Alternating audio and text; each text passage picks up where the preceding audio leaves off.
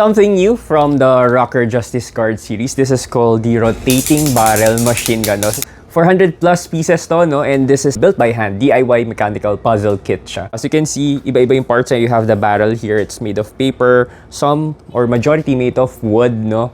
And meron rin siyang electronic parts dito kasi meron siyang power double A batteries, no? Para malagyan ng goma, all you have to do is get your rubber band, tapos hook mo siya dito sa other end, tapos i-hook mo rin siya dito sa plastic part na to.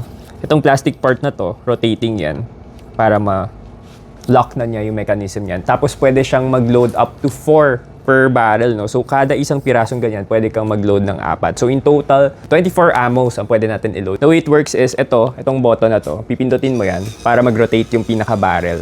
And not only that, makikita nyo sa loob, di ba parang may lights siya, no? LED, no?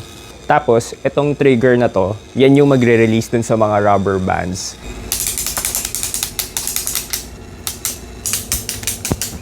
Walang tinamaan, di ba? Pag tinamaan ka ng goma, hindi yun yung masakit. Ang masakit, pagka magpupulot ka ng mga goma, masakit siya sa likod.